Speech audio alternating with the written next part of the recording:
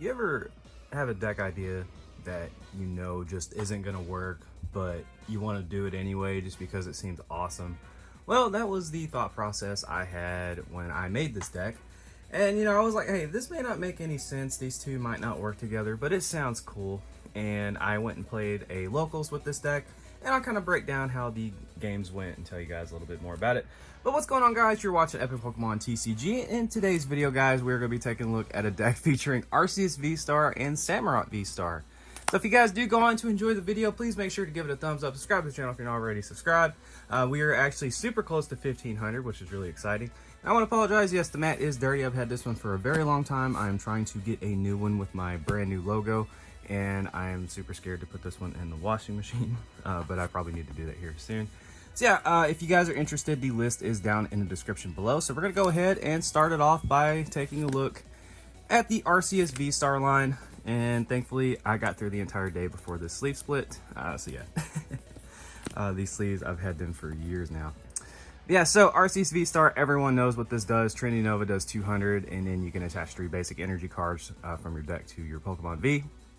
And then Starbirth is going to allow you to grab any 2 cards out of your deck and put them in your hand. And then of course, Power Edge on Arceus V does 130, and then Trinity Charge does the same thing as Trinity Nova, but you don't get the additional damage.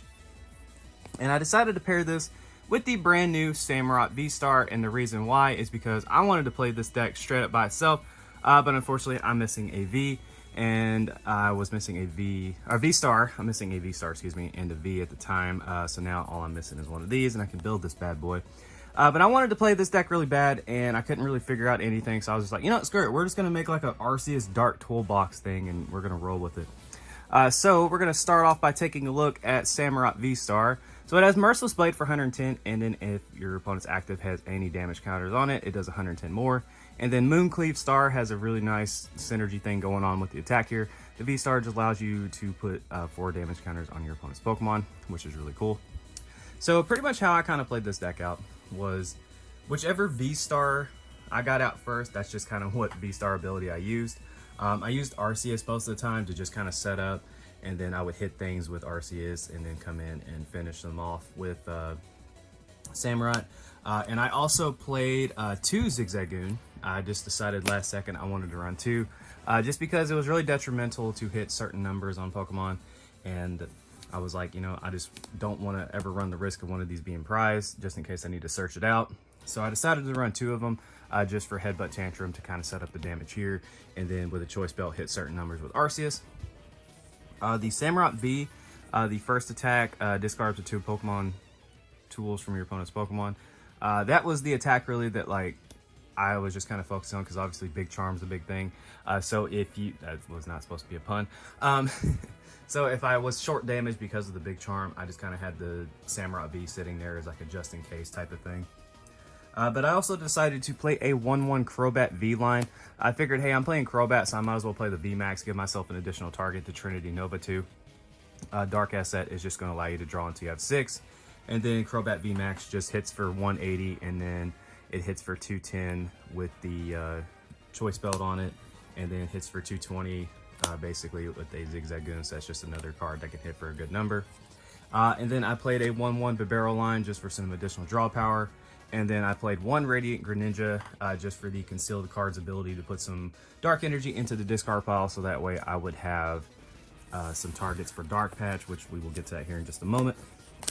But overall, the strategy of the deck was to really just kind of use Arceus VStar, charge up my Pokemon, and then I had the Samurott there as like just another attacker that I can basically just hit Pokemon with. And I could Trinity Nova like 2 energy here, 1 there. I had Dark Patches, so I had some energy acceleration kind of going on to kind of make like my Trinity Novas a little flexible. So now I'm going to get to the supporter line here and talk about something that I didn't personally like about the deck as, you know, we went forward. So I played 3 Professor's Research, 2 Cheren's Care, 2 Boss's Orders, 1 Marnie, 1 Raihan. I would really take out one of the Cheren's Care, maybe for a Choice Belt, Big Charm, maybe a second Marnie, maybe another boss. But I wasn't a huge fan of the second Cheren's Care. I wanted to get kind of cute with it, but without Big Charm, the strategy just wasn't as good. I forgot to put Big Charm. Like, I threw this deck together and then left for the locals pretty much. Like that's what happened. I was just kind of like going through cards and throwing stuff in here. I like the Raihan. That was a good addition. The Marnie was nice. The third boss could have probably been very helpful with this deck. But if I had to swap one thing out of the supporter line, I would pick the Cheren's Care. The one Cheren's Care was good. That actually came in clutch a couple times. So, you know, that was really good there. For the item cards, we run generic ball card line, 4/4, and then 2 Evolution Incense. So, you know, we just have stuff in here to search out Pokemon, obviously. That seemed to be fine. I didn't really ever have, like, a problem getting Pokemon. And then we ran 3 Dark Patch just for, you know, the extra energy acceleration. Obviously, that sets up really well with Radiant Greninja, Quick Ball, Ultra Ball. And then you can throw it on a Crobat. You can throw it on Samurott, and you can throw it on Zigzagoon, and I did that just in case I needed something to retreat with. Yeah, the 3 Dark Patch just was in there because I was like, you know what, I'm playing Dark Pokemon, so I might as well. And I just really wanted to have fun with this. I had the mentality of it's my deck, I want to do what I want. And then we have 2 Choice Belt. Honestly, guys, I would really have liked 3. I don't know. It was just when I was playing, I was like, I really wish I had a 3rd Choice Belt. I just felt more comfortable with that. Honestly though, the 2 Zigzagoon, I was thinking like, do I really want to run 2 Zigzagoon? I ended up loving it. Just that second Zigzagoon opened up more plays for me, and I was able to take some additional prizes because I ran 2 Zigzagoon and then I ran 2 Scoop Up Net. So that just was really beneficial for me. Just having that second one I can search out. I had like, I think 2 or 3 instances where I just got an additional couple prizes because of that. So the 2 Zigzagoon, I loved it.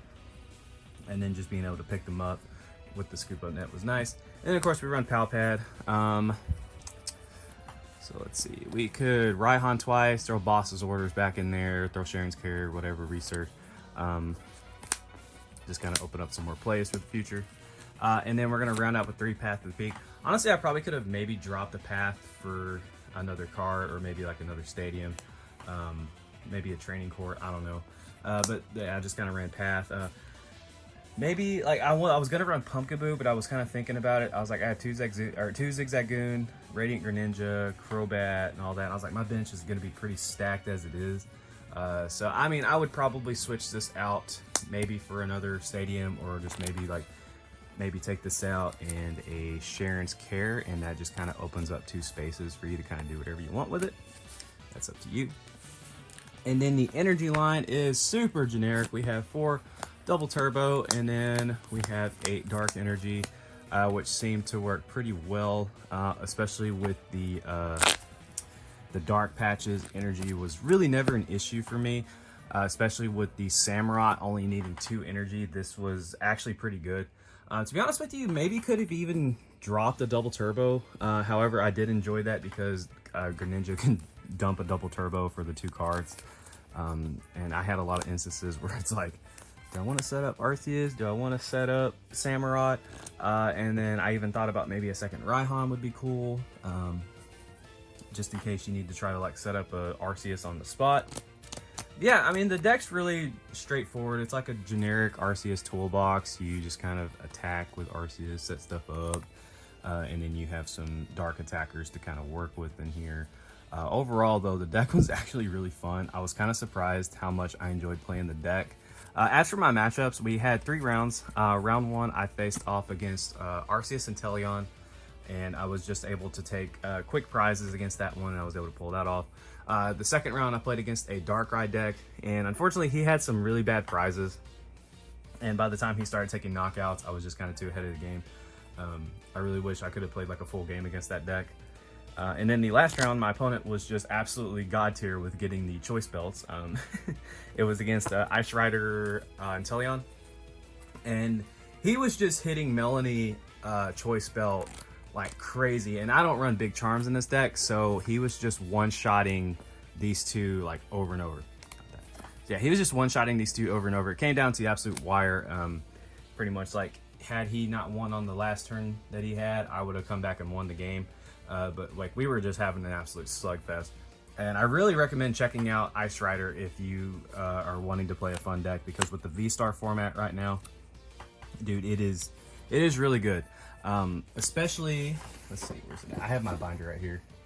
Ice Rider right now, especially with the freaking Hawlucha that I'm trying to get to. Let me see. Oh, where you at? Where you at? Where you at? Yeah. So with this guy right here, I would run this in the Ice Rider deck because that is just going to allow you to hit against extra VMAX Pokemon. Whereas V-Star Pokemon, you are hitting them and one-shotting them with a Choice Belt, basically no problem. So yeah, I would definitely check out that deck, and then if you're going to play something kind of similar to this, I would keep in mind that Ice Rider can one-shot you no problem. My opponent was just really just going at it and had a super consistent deck and was playing it very well. So yeah, I finished the day 2-1. I could have went 3-0. It was super close, but overall, man, I enjoyed playing this deck. I thought it was a lot of fun. It was just kind of cool to play something crazy and wacky. Well, maybe not like super crazy and wacky. I mean, there is kind of like some synergy here, but the thing is like you want to use both of the V-Star abilities whenever you're playing these Pokemon primarily. So that's why the second Zigzagoon was just like an idea that I had, just in case I already used Starbirth. But overall, I think if there was some changes I would make to the deck, I would 100% drop one of the Cheren's Care, and then I would probably swap out the Path of the Peak for something else. Maybe a third Big Charm, maybe throw in a second Raihan, just whatever. But yeah, I mean, I just kind of wanted to play something fun because I wanted to play Samurott really bad. I love the card so much, and I thought, why not just have some fun for the day. But yeah, if you guys did enjoy the video, please make sure to give it a thumbs up and subscribe to the channel if you are not already subscribed. I would really appreciate it. That is the best way to support me. I'll be back with some more video for you guys soon. I have one I still need to edit, and I'm going to tell my friends to jump on my butt about editing that. But thank y'all so much. Take care. Love you. And this is Epic Pokemon TCG signing out. Don't forget to like, follow, and obey.